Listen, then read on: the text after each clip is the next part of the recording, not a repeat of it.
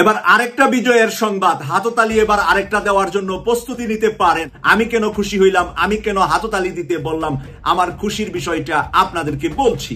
তো এই চুক্তি যখন বাস্তবায়িত হওয়ার পথে তখন আমেরিকার ঘুম হারাম হয়ে গেল, এবং আমেরিকার ঘুম হারাম হয়ে গেল বলার চেয়ে এভাবে বললে ভালো হয় যে ভারত আমেরিকাকে ফুসলিয়ে ফাসলিয়ে আমেরিকার ঘুম হারাম করে দিল।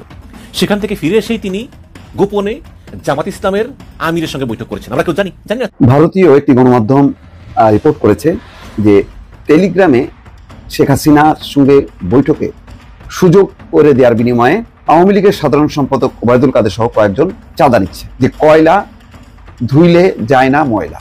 দেশ বাঁচাতে ভারত থেকে ৩৩ পণ্যের আমদানি এক ধাক্কায় বন্ধ। সরকার এবার সোজা পথে হাঁটল না, দরজা বন্ধ করেই দিল। অবশেষে ২০২৫ সালে এসে বাংলাদেশ সরকার এক টেবিলে সব হিসাব কষে দিল। এবার আর কোনো আলোচনার জায়গা নেই। ভারত থেকে এক ধাক্কায় ৩৩টি পণ্যের আমদানি বন্ধ ঘোষণা করা হয়েছে। চলুন এক নজরে দেখে নেওয়া যাক সেই ৩৩টি পণ্যের তালিকা, যেগুলো এখন থেকে আর বাংলাদেশে ঢুকবে না ভারত থেকে। আমিরে জামাত ডাক্তার শফিকুর রহমান সুস্থ থাকলে সুস্থ থাকবে বাংলাদেশ। আপনারা জানেন আজকে একটি রিপোর্ট প্রকাশিত হয়েছে। আমিরে জামাত ডাক্তার শফিকুর রহমান সাহেবের হার্টে ব্লক ধরা পড়েছে। বাংলাদেশের রাজনীতিতে ডাক্তার শফিকুর রহমান সাহেবের বিচরণ বেশ কয়েক বছর পর্যন্ত আলোচনার জন্ম দিয়েছে। বাংলাদেশের মাটি ও মানুষের কাছে তার জনপ্রিয় হতে চলেছে 1 বছর। তবে এখনো গোপনে সক্রিয় নিবন্ধন স্থগিত দল আওয়ামী লীগ। থেমে নেই দেশ অস্থিতিশীল করার প্রয়াস। এবার বড় ধরনের হামলার জন্য গোপনে প্রশিক্ষণ নিচ্ছে দলের বিভিন্ন সংগঠনের প্রায় 400 নেতাকর্মী।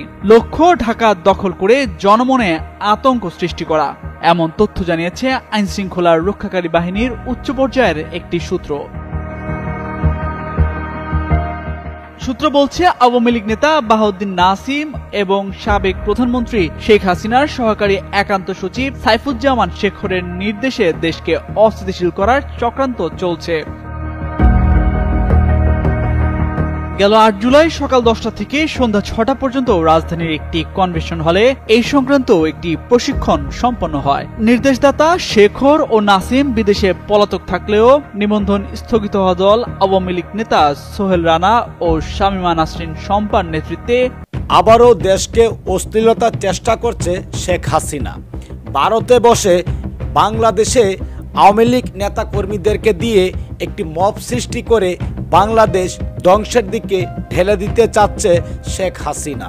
সবকিছু মিলিয়ে আজকের এই ভিডিওটি অত্যন্ত গুরুত্বপূর্ণ হতে যাচ্ছে।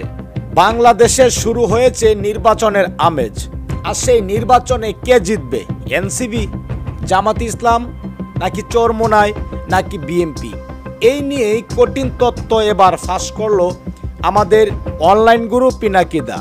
সবকিছু মিলিয়ে আজকের এই ভিডিওটি অত্যন্ত গুরুত্বপূর্ণ। দর্শক শ্রোতা, ইতিমধ্যেই ভিডিও শুরুতেই যে বিশেষ অংশগুলো দেখিয়ে আজকের এই ভিডিও শুরু করেছি, সম্পূর্ণ ভিডিওটি প্রমাণ সহকারে থাকছে আজকের এই ভিডিওতে।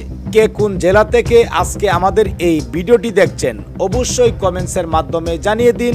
দয়া করে আজকের এই ভিডিওটি আপনার সোশ্যাল মিডিয়াতে শেয়ার করে দিন।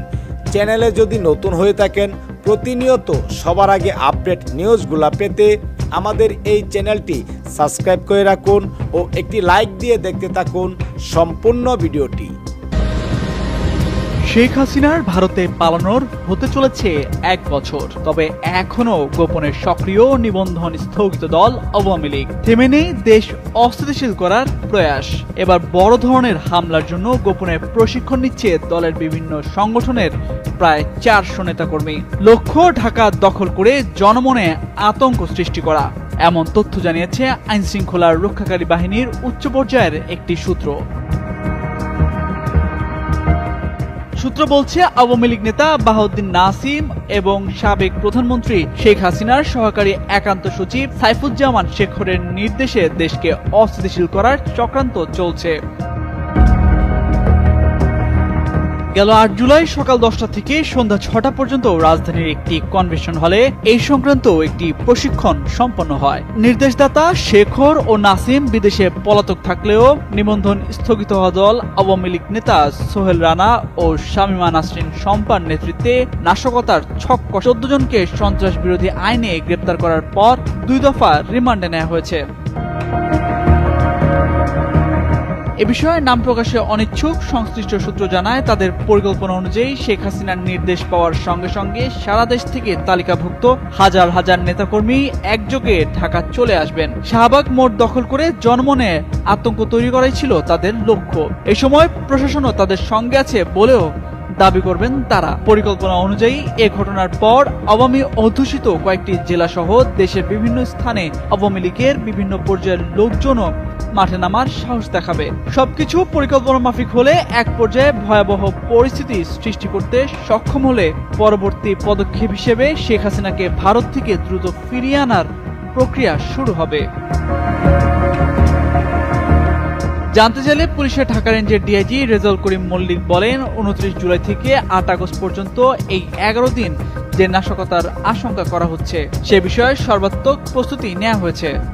যাই হোক, পরি আর কি সে কইতেছে বিএনপির বেশিরভাগ ভোট গ্রাম অঞ্চলে, যারা টক শো তেমন দেখে না, দেখলেও আপনি যেভাবে এক্সপ্লেন করেন সেভাবে চিন্তা করেন না। তারা জানে দুইটা পক্ষ, BNP and Awami League. Vote হয় বিএনপি অথবা আওয়ামী লীগ, এর বাইরে কোনো অপশন এখনো পর্যন্ত তাদের কাছে এখনো নাই। কর্মীদের মনোবল চাঙ্গা করার জন্য অনেক কিছু বলতে হয় দলগুলোকে, এগুলা নির্বাচনও করে দীর্ঘদিন ধরে, কিন্তু নির্বাচনটা ঠিক কিভাবে হয়, কেমনে জয় পরাজয় নির্ধারিত হয় তা নিয়ে জানা বুঝার অভাব যে এই দলগুলোর মধ্যে আছে তাই মন্তব্য থেকে স্পষ্ট। তবে আজকের এপিসোড সকল রাজনৈতিক দলের জন্য একটা আই ওপেনার হবে, চক্ষু খুলে যাবে, চক্ষু মুইটা ঘুমায় ওরা। আজ এমন কিছু জানবেন যা এই রাজনৈতিক দলগুলোর পুরো হিসাব নিকাশ পাল্টাই দিতে পারে। আমি এই কাজটা হাজিনা পর থেকে করতেছি, আজ যা দেখাবো তাইতে যে স্যাম্পল, ভাইবেন না আমি নির্বাচন নিয়ে সকল গুড় তত্ত্ব কইয়া দিতেছি। আজকে খুবই সামান্য কব, নির্বাচনে আসল খেলা পরে শুরু হবে, টের পাইবেন। আজ শুধু হালকার উপরে ঝাকসা দেখাবো, কোন এক্সটেন্টে এই কাজ যাইতে পারে সেটা বুঝতে পারবেন। আসেন আল্লাহর নামে শুরু করি। আপনারা জানেন কি যে সিলেট সদরে যেই দল জিতে সে দল সরকার গঠন করে। সবাই কইতো সিলেট 1 আসনে জাদুর প্রদীপ আছে, এই জন্য রাজনৈতিক দলগুলো সিলেট 1 আসন থেকে নির্বাচনী প্রচার শুরু করে। কথাটা অবশ্য পুরাপুরি সত্য না, কারণ 1986 সালে এইখানে হুমায়ুন রশিদ চৌধুরী জিতেছিল স্বতন্ত্র প্রার্থী হিসাবে। স্বতন্ত্র প্রার্থী তো সরকার গঠন করে না। যাই হোক, তবে বাংলাদেশের মাত্র কয়েকটা আসন, মাত্র কয়েকটা 85টা আসন, এই আসনে আপনি সংখ্যাগরিষ্ঠতা পাইলে আপনি সরকার গঠন করতে পারবেন, গ্যারান্টেড। এই 85টা আসনে সংখ্যাগরিষ্ঠতা পাইলে আপনি সারা দেশে পাইবেন সংখ্যাগরিষ্ঠতা। সে আসনগুলা কোনগুলা, এটাই হইতেছে আজকের স্যাম্পল। তবে আমি বুঝাই দেব যে কেনই বা বলতেছি এই 85টা আসনগুলোতে সংখ্যাগরিষ্ঠতা পাইলে সরকার গঠন করতে পারবে। এই আসনগুলো কোনগুলা আসেন সেটা এবার দেখি। বাংলাদেশের শহর আর নগরের সিটগুলা এই 85টা আসন। তাহলে নগরের সিটগুলো কিভাবে আইডেন্টিফাই করবেন? সিটি কর্পোরেশন আছে যেই সিটে, পৌরসভা আছে যেই সিটে, এছাড়া সংসদীয় আসনগুলোর একটা ছোট অংশ আছে যা মিশ্র প্রকৃতির, যেখানে শহর এবং গ্রাম উভয় এলাকারই ভোটার অন্তর্ভুক্ত থাকে। এদেরও নাগরিক ভোটারদের মতো ক্যারেক্টার থাকে, শহর বা নগরের আসনগুলোর মতো এগুলো আচরণ করে। এই মিশ্র আসনগুলোকে যুক্ত করলে আমরা বাংলাদেশের নগরায়নের একটা পূর্ণ চিত্র কিন্তু পাবো। আমি 3টা ভাগের তালিকাটা উপস্থাপন করতেছি। 1 নাম্বার, এটা পাশে লিখে দেন, পূর্ণাঙ্গ নগর আসন, যেগুলো মূলত সিটি কর্পোরেশন এলাকা নিয়ে গঠিত। 2 নাম্বার, পৌরসভা কেন্দ্রিক আসন, যেগুলো মূলত জেলা শহরের পৌরসভা নিয়ে গঠিত। 3 নাম্বার, মিশ্র প্রকৃতির আসন, যেখানে উল্লেখযোগ্য শহর বা পৌর এলাকা থাকলেও একটা বড় অংশ গ্রাম নিয়ে গঠিত। তাইলে আমরা আসনগুলো এবার একটু বুঝে দেখি কোনটা কোনটা। 1 নাম্বার, পূর্ণাঙ্গ নগর আসন, যেগুলো সিটি কর্পোরেশন ভিত্তিক। এই আসনগুলো প্রায় সম্পূর্ণভাবে সিটি কর্পোরেশন এলাকার মধ্যে অবস্থিত।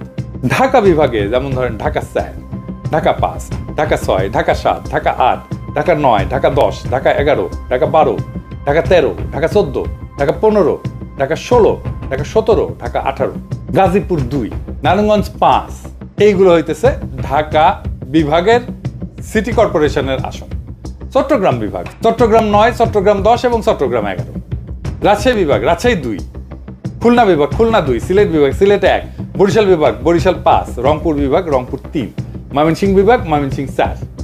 মোট পূর্ণাঙ্গ নগর আসন যা সিটি কর্পোরেশন এলাকা, এটা 26টা। এরপরে আসেন পৌরসভা কেন্দ্রিক আসন, এটা মূলত জেলা শহর ভিত্তিক। এই আসনগুলোর কেন্দ্রবিন্দু হইল সংশ্লিষ্ট জেলা শহরের পৌরসভা।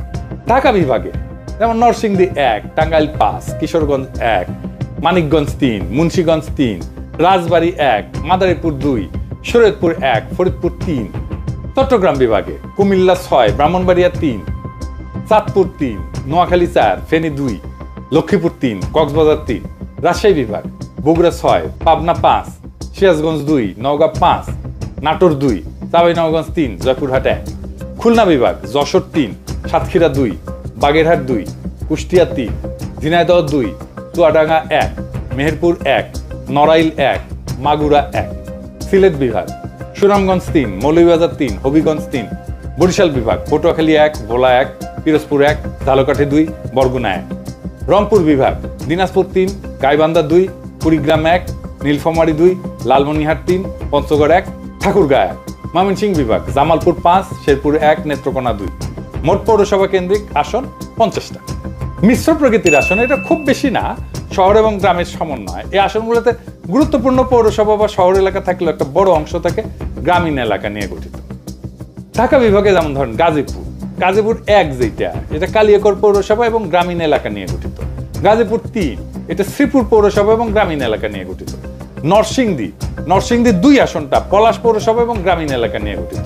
নারায়ণগঞ্জ 4 আসনটা সিদ্ধিরগঞ্জ এবং ফতুল্লা নিয়ে গঠিত। চট্টগ্রাম বিভাগে চট্টগ্রাম 8, এটা বোয়ালখালী পৌরসভা এবং সিটি কর্পোরেশনের আংশিক নিয়ে গঠিত। রাঙামাটি, খাগড়াছড়ি আর বান্দরবান এই 3টা পার্বত্য জেলার আসনগুলা সদর পৌরসভা থাকলেও এলাকা গ্রামীণ এবং পাহাড়ি। খুলনা বিভাগে খুলনা 3, এটা খালিশপুর শিল্পাঞ্চল এবং দিঘালিয়া উপজেলার অংশ নিয়ে গঠিত। মোট মিশ্র প্রকৃতির আসন হইতেছে 9টা। সব মিলায় নগর, পৌর এবং মিশ্র আসন মিলায় মোট আসন 85টা। তো আসেন এগুলো দেখি, এই আসনগুলোর নির্বাচনের ফলাফল কি ছিল, আর এই ফলাফলটা সরকার গঠনে ভূমিকা রাখছিল কিনা। এইটা বাংলাদেশের রাজনৈতিক ইতিহাস বিশ্লেষণের জন্য গুরুত্বপূর্ণ। এই বিশ্লেষণটা বাংলাদেশের রাজনৈতিক গতি প্রকৃতি বোঝার জন্য খুবই গুরুত্বপূর্ণ। নগর বা নাগরিক ভোটের প্রবণতা আসলেই সরকার গঠনে মূল ভূমিকা রাখে কিনা তা আমরা 1991 থেকে 2008 সালের নির্বাচনের ফলাফল বিশ্লেষণ করে দেখব এবং নগর কেন্দ্রিক আসনগুলোর ফলাফল বিশ্লেষণ করে একটা চূড়ান্ত সিদ্ধান্তে আসব। প্রথমে আসেন 1991 সাল, পঞ্চম সংসদ নির্বাচন। 1991 সালের নির্বাচনে বিএনপি একটা বিস্ময়কর জয় পেয়ে সরকার গঠন করে। যদিও তারা একক সংখ্যাগরিষ্ঠতা পায়নি, কিন্তু জামাত ইসলামের সমর্থনে সরকার গঠন করতে সমর্থ হয়। বিএনপি এই যে 85টা আসন, এই আসনগুলোর মধ্যে প্রায় 45 থেকে 50টা আসনে জয়লাভ করে। বিশেষ করে ঢাকা এবং চট্টগ্রামের আসনগুলোতে তারা ভালো ফলাফল করে। আওয়ামী লীগ প্রায় 30 থেকে 35টা আসনে জয়ী হয়। সারা দেশে ফলাফল বিএনপি 140টা আসন, আওয়ামী লীগ 88টা আসন। তার মানে 1991 সালে দেখা যাচ্ছে যে দল নগর এবং পৌরসভা কেন্দ্রিক আসনে আগাই ছিল বিএনপি, তারাই সরকার গঠন করছে। এরপরে আসেন 1996 সালের নির্বাচন। এই নির্বাচনে আওয়ামী লীগ দীর্ঘ 21 বছর পর ক্ষমতায় ফিরে আসে। এটা ছিল একটা অত্যন্ত প্রতিদ্বন্দ্বিতাপূর্ণ নির্বাচন। এই নির্বাচনের আগে একটা মেলা গ্যাঞ্জাম হয়েছিল, না জেনারেল নাসিম কু করতে চাইছিল। যাই হোক, ওই প্রসঙ্গে আর না আসি। তো আওয়ামী লীগ এই আসনগুলোর মধ্যে প্রায় 50 থেকে 55টা আসনে জয়লাভ করে এই নগরের আসনগুলোতে। ঢাকা মহানগর সহ অনেক জেলা